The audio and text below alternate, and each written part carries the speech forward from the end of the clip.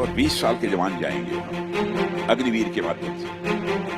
तो मैं समझता हूँ कि जोखिम उठाने का, रिस्क उठाने का जो एक जज्बा होता है जवानों के अंदर कहीं कुछ अधिक होता है, जज्बा भी उठाएंगे। कहीं पर यदि कोई ड्रॉबैक जिसमें हमको दिखाई देगा तो उसमें सुधार करने के लिए भी हम पूरी तरह से तैयार हैं। मैंने विपक्ष के सवालों को लेकर कभी भी अपने को अनकंफर्टेबल फील नहीं किया है, और जितना कंट्री के इंटरेस्ट को ध्यान में रखते हुए उनको बताया जा सकता है वो मैं बताता भी हूं। लेकिन डिफेंस में बहुत सारी ऐसी चीज होती हैं जिनका कि स्ट्रेटेजिक इंपॉर्टेंस होता है, हम पब्लिकली उसे नहीं बतला सकते, तो उसे बताने से हम बचने की कोशिश करते हैं। तो आज चाहे वो नॉर्दर्न सेक्टर हो, वेस्टार्न सेक्टर हो अथवा ईस्टार्न सेक्टर। জয় হিন্দ বন্ধু। তো তোমরা অবশ্য রাজনাথ সিংয়ের বয়ানটা শুনেছো, তো আমি তোমাদের লাস্টেরও দেখিয়ে দিচ্ছি রাজনাথ সিং কী বলেছে। তো এখন আমি বলবো, দেখো এখন কিন্তু তোমাদের কোনো কিছু চেঞ্জ হয়নি।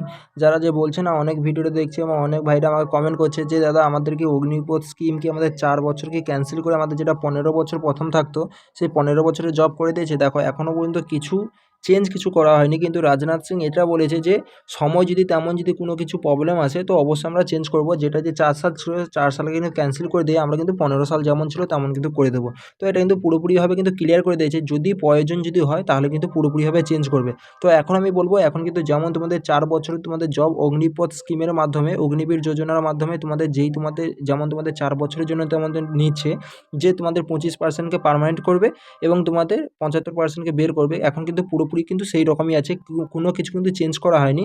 এবার যদি চেঞ্জ করা হয় সর্বপ্রথম কিন্তু আমি আমার এই চ্যানেলের মাধ্যমে তোমাদের আমি আপডেট দিয়ে দেবো। তো এখন বলি যে তোমাদের অ্যাডমিট কার্ড তোমাদের কবে আসবে। আর তোমরা জানো কিন্তু 22 তারিখে কিন্তু আমাদের কিন্তু পুরোপুরিভাবে এক্সাম হচ্ছে। যারা ইন্ডিয়ান আর্মি যারা প্রিপারেশন করছে তোমাদের হাতে বর্তমান কিন্তু বলতে গেলে আর 20 দিন প্লাস কিন্তু তোমাদের হাতে সময় আছে। তো সময় কিন্তু প্রচণ্ড কিন্তু কম আছে, তোমরা ভাবতে পারো। এবার বলি যে তোমাদের অ্যাডমিট কার্ড কবে আসবে। দেখো অ্যাডমিট কার্ড তোমাদের কিন্তু 15 তারিখের পর, 15 তারিখ থেকে কিন্তু 17 তারিখের মধ্যে, 15 তারিখ থেকে 17 তারিখের মধ্যে যে কোনো দিন তোমাদের কিন্তু অ্যাডমিট কার্ড চলে আসতে পারে। আর তোমাদের অ্যাডমিট কার্ড আসবে তোমাদের কিন্তু ইমেলের মাধ্যমে কিন্তু তোমাদের চলে আসবে। ইমেলের মাধ্যমে কিন্তু তোমাদের কিন্তু অ্যাডমিট কার্ড তোমাদের চলে আসবে। ইমেল যদি তোমার হারা হয়ে থাকে তাহলে তোমার যে মোবাইল নম্বর দিয়েছিলে সেই মোবাইল নম্বরের মধ্যে কিন্তু তোমার লিঙ্ক চলে আসবে। তাও যদি না তুমি পারো, তোমার যে লগইন যে তুমি তোমার যে রেজিস্ট্রেশন করেছিলে যে তোমাদের ইউজার নেম ছিল, ইউজার নেম এবং তোমার পাসওয়ার্ড দিয়ে কিন্তু তুমি এখানে তুমি আরামসে তুমি মানে লগইন করে তোমার আইডি থেকে তুমি কিন্তু আরামসে তুমি তোমার অ্যাডমিট কার্ড তোমার ডাউনলোড করে নিতে পারবে। তো আশা করি তোমরা বুঝতে পেরেছো আমি তোমাদের কি বলছি। তোমাদের নর্মাল তোমাদের কিন্তু তোমাদের ইমেল আইডির মাধ্যমে, না হলে তোমাদের কিন্তু মোবাইল নম্বরের মাধ্যমে, না হলে কিন্তু তোমরা আইডি থেকে তোমরা লগ ইন করেছিলে সেই আইডি দিয়ে কিন্তু তোমরা কিন্তু পাসওয়ার্ড এবং আইডি নম্বর দিয়ে তোমরা কিন্তু অ্যাডমিট কার্ড তোমরা ডাউনলোড করে নিতে পারবে। তো এখন বলি, দেখো এখন তোমাদের হাতে কিন্তু 20 দিন সময় আছে। তো এখন অনেক ভাই আমাকে কমেন্ট করছে যে 20 দিনে আমরা এক্সাম কি পাস করতে পারবো, তেমন কিন্তু আমাদের প্রিপারেশন হয়নি।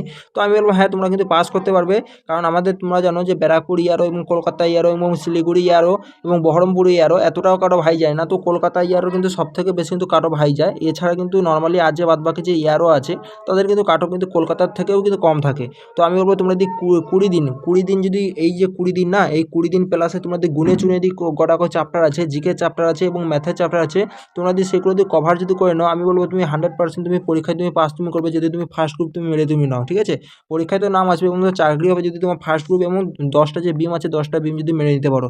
তো সেই যদি টপিকে যদি ভিডিও চাও তো আমি তোমরা অবশ্যই কমেন্ট করবে, আমি নেক্সট ভিডিওতে কালকে আমি ভিডিওতে তোমাদের বলে দেবো যে ইম্পর্টেন্ট চ্যাপ্টার তোমাদের কি তোমাদের থাকবে। ঠিক আছে, তো চলো, আর তোমাদের আমি ব্যায়ামটা আমি তোমাদের লাস্টে শুনে দিচ্ছি। আর যারা কিন্তু এখন মধ্যে ঠিকঠাকভাবে প্রিপারেশন করনি, তোমরা 8 ঘন্টা থেকে 10 ঘন্টা করে তোমরা আজ থেকে 12 ঘন্টা করে তোমরা প্রিপারেশন করো, ভালো করে প্রিপারেশন করো। আর্মির এক্সাম এতটাও হার্ড হয় না, তোমাদের অনেকেই ভয় দেখাচ্ছে যে প্রচণ্ড হার্ড হয়, ভাই এতটাও হার্ড হয় না। তোমরা নর্মাল যদি প্রিপারেশন করে থাকো এখানে কিন্তু তোমরা আরামসে তোমরা পাস করে নিতে পারবে। এখানে দেখো অনেকেই বলছে কাট অফ কত যাবে, এখানে কাট অফের কথা আজ থেকে বলছে। দেখো এবারে কিন্তু ভ্যাকেন্সি অনেকটাই বেশি ছিল, তোমরা ভালো করে জানো। কলকাতা ইয়ারও হোক কিংবা বহরমপুর, ব্যারাকপুর, শিলিগুড়ি যে কোনো ইয়ারও আমাদের মানে ওয়েস্ট বেঙ্গল যে ইয়ার যে 4টা যে ইয়ারও আছে সেই 4টা ইয়ারতে ভ্যাকেন্সি কিন্তু অনেকটাই বেশি ছিল। তার জন্য কি বলা যায়, তার জন্য মানে আমাদের মেরিট কিন্তু খুবই লো গেছে। যারা কিন্তু 20 প্লাসও যারা কিন্তু নাম্বার কিন্তু পরীক্ষায় নিয়ে এসেছিলো তাদেরও কিন্তু এখানে সিলেকশন হয়ে গেছে। তো এবারে কাট অফ কত যাবে সেটা কিন্তু বলা যাচ্ছে না। তো তোমরা ভালোভাবে তোমরা টার্গেট রাখো, তোমরা 35 প্লাস তোমরা কিন্তু টার্গেট তোমরা রাখবে যে 35 প্লাস যে করে হোক আমি স্কোর আমাকে নিয়ে আসতে হবে। 35 থেকে 40 প্লাস আমাকে স্কোর মোট যে কোনো নিয়ে আসতে হবে, তাহলে কিন্তু তুমি সেকেন্ড গ্রুপ মারো কিংবা 8টাও যদি বিন মারো, তাহলে কিন্তু তোমার কিন্তু যে কোনো তুমি ইয়ার হোক না কেন তোমার কিন্তু চাকরি কিন্তু আরামসে হয়ে যাবে। তো তোমরা এটা তোমার টার্গেট রাখো। তো এইটা কিন্তু টার্গেট রাখলে তোমার যদি 40 যদি টার্গেট রাখো, তাহলে কিন্তু তোমার 40 আসবে না, তোমার হয়তো 35 আসবে। আর 35 যদি তুমি টার্গেট যদি রাখো, তাহলে কিন্তু তোমার 35 আসবে না, আসলে হয়তো 30 আসবে। তার জন্য যত বেশি টার্গেট রাখবে তত কিন্তু ভালো। আর 20 দিন তোমরা গুনে চুনে তোমার আমি টপিকগুলো তোমাদের বলে দেবো, তোমরা কমেন্ট করে জানাবে টপিকগুলো তোমাদের লাগবে কিনা। সেই টপিকগুলো জিকে থেকে তোমরা কিন্তু অবশ্যই তোমরা কভার করে যাবে, তাহলে তোমরা ভালো একটা কিন্তু স্কোর কিন্তু করতে পারবে। তো চলো, আমি তোমাদের আশা করি তোমাদের বুঝাতে পেরেছি। এবার অ্যাডমিট কার্ড চলে এলে আমি তোমাদের অবশ্যই জানিয়ে দেবো এই চ্যানেলের মাধ্যমে। তোমরা যদি না এখনও সাবস্ক্রাইব করে থাকো, অবশ্যই তোমরা সাবস্ক্রাইব করে নাও এই চ্যানেলকে। আর চলো আমি তোমাদের আর जवानों के अंदर कहीं कुछ अधिक जज्बा भी उठाएंगे। कहीं पर यदि कोई ड्रॉबैक जिसमें हमको दिखाई देगा तो उसमें सुधार करने के लिए भी हम पूरी तरह से तैयार हैं। मैंने विपक्ष के सवालों को लेकर कभी भी अपने को अनकंफर्टेबल फील नहीं किया है, और जितना कंट्री के इंटरेस्ट को ध्यान में रखते हुए उनको बताया जा सकता है वो मैं बताता भी हूं। लेकिन डिफेंस में बहुत सारी ऐसी चीज होती हैं जिनका कि स्ट्रेटेजिक इंपॉर्टेंस होता है, हम पब्लिकली उसे नहीं बतला सकते, तो उसे बताने से हम बचने की कोशिश करते हैं। तो आज चाहे वो नॉर्दर्न सेक्टर हो, वेस्टर्न सेक्टर हो अथवा ईस्टर्न सेक्टर हो। तो आज अगर और मुझे अपनी सेना के जवानों को 5 वर्षों में बहुत ही नजदीक से देखने का मिला है। हमारी तीनों सर्विसेज, चाहे वो आर्मी हो, नेवी हो अथवा एयरफोर्स हो, और यहां तक कि पैरामिलिट्री फोर्सेस के लोगों को भी करिश्मेटिक काम करते हुए मैंने प्रत्यक्ष अपनी आंखों से देखा है, क्योंकि होम मिनिस्टर के रूप में भी मैंने अपनी रिस्पॉन्सिबिलिटी निभाई है। मैं कह सकता हूं कि अपने सेना और सुरक्षा के जवानों के ऊपर हमें नाज है। आज अगर आपसे देश की जनता पूछे, और देश की जनता में शायद विपक्ष भी शामिल है, अगर ये पूछें कि हमारा देश, हमारे बॉर्डर महफूज हैं, हमारी तैयारी पूरी है, क्योंकि कई बार ये कटाक्ष भी होता है कि हमने अपनी ज़मीन चीन को दे दी, और राहुल गांधी ये सवाल अक्सर पूछा करते हैं, तो आप आज क्या जवाब देंगे? मैं देश की जनता को आश्वस्त करना चाहता हूं कि हमारे सेना और सुरक्षा के जवानों पर उनका पूरा भरोसा और विश्वास होना चाहिए, और 5 वर्षों तक डिफेंस मिनिस्टर के रूप में काम करते हुए, उसके पहले होम मिनिस्टर के रूप में काम करते हुए, जो कुछ भी मैंने देखा है, समझा है, एसेस किया है, उस आधार पर मैं देशवासियों को आश्वस्त करना चाहता हूं कि हमारी सीमाएं और यह देश पूरी तरह से सुरक्षित है। सवाल अग्निवीर स्कीम पर भी उठते हैं।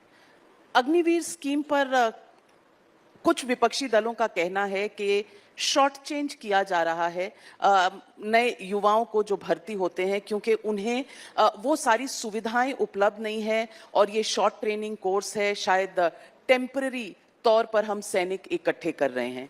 ये तमाम डिबेट बहुत सी मिसगिविंग्स के साथ शुरू हुई, लेकिन आज भी ये सवाल उठता रहता है। नहीं, मैं समझता हूं कि इस सवाल का अपने में कोई औचित्य नहीं है। इस सच्चाई को सभी स्वीकार करेंगे कि सेना में यूथफुलनेस होनी चाहिए। सामान्यतः एज 30, 35, 40, 45, 50 ये हमारे सेना के जवानों की रही है। लेकिन जब हमारे 18 साल और 20 साल के जवान जाएंगे वहां पर अग्निवीर के माध्यम से, तो मैं समझता हूं कि जोखिम उठाने का, रिस्क उठाने का जो एक जज्बा होता है जवानों के अंदर कहीं कुछ अधिक होता है, वो जज्बा भी उठाएंगे। वैसे हमारे